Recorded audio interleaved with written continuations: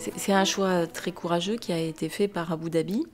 Ce choix d'ailleurs n'est pas forcément partagé par d'autres pays dans cette région du monde.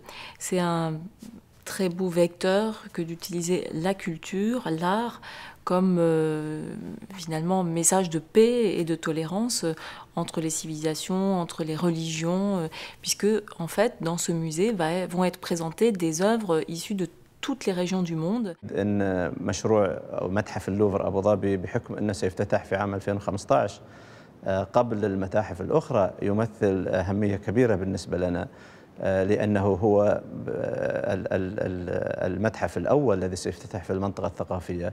طبعا سنوات اللي تليه سيفتتح متحف الشيخ زايد الوطني وفي عام 2017 متحف غوغنهايم أبو ظبي وتمثل أهمية كبرى بالنسبة للأجيال القادمة ولأبنائنا بحيث أنهم يكونون جزء من العالم ويطلعون أيضا على ما تحمل حضارات العالم وثقافاتها من فنون.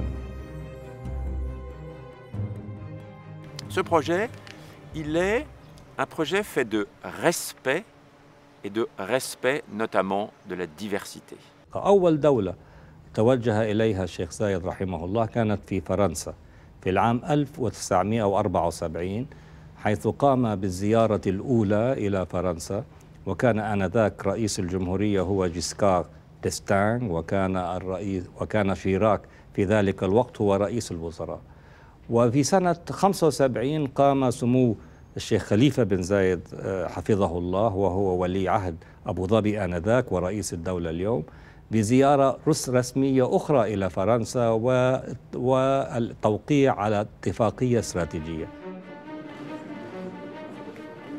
Les Émiriens sont venus me voir avec l'idée d'avoir le Louvre à Abu Dhabi, mais sans, je dirais, préciser quel serait véritablement le projet. Ils nous demandaient en quelque sorte de formuler quelque chose pour eux. Et tout de suite, j'ai senti, très imprécis, mais un véritable appétit de Louvre. Et le Louvre, ce n'était pas une marque, je dirais, contrairement à ce que l'on a dit ensuite, c'était véritablement un symbole.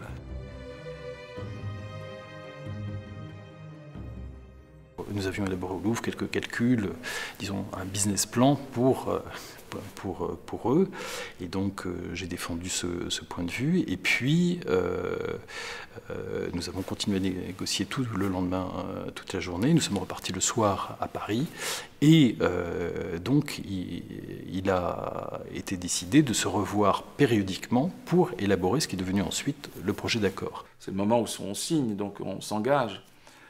Il y a eu donc des questions posées par la salle, et le cheikh sultan, avec un calme total, parce que c'est quelqu'un d'extrêmement maîtrisé, a répondu de façon très claire: mais écoutez, notre projet, c'est le dialogue des cultures. Nous voulons retrouver la période, enfin ce qui s'est passé durant la période de l'islam des Lumières, ce qui évidemment ne correspond pas à notre siècle des Lumières, mais qui correspond à quelque chose de très fort chez eux. Nous voulons qu'il y ait des œuvres de toutes les religions. Et il y aura des œuvres de toutes les religions qui dialogueront dans les espaces. Et nous souhaitons vraiment envoyer un message de rencontre entre les civilisations, de paix, etc. En public, devant plein de télévisions, devant tous les journalistes de tous les pays du Golfe, plus tous les journalistes français, il y avait vraiment une manière d'assumer le projet jusque dans ces aspects-là. C'était vraiment un engagement très fort qui, je trouve, pour nous, levait les derniers doutes qu'on pouvait avoir en se disant, voilà, ça c'est un vrai projet. C'est un projet où on va, par rapport à l'histoire, faire quelque chose d'important dans le domaine des musées. Je sais, au fond de moi, que le Louvre Abu Dhabi sera très différent, sera unique, parce que c'est en même temps le Louvre, avec tout ce qu'il peut avoir comme histoire européenne, internationale, occidentale, et Abu Dhabi, avec tout ce qu'elle a comme histoire de la région et du monde oriental.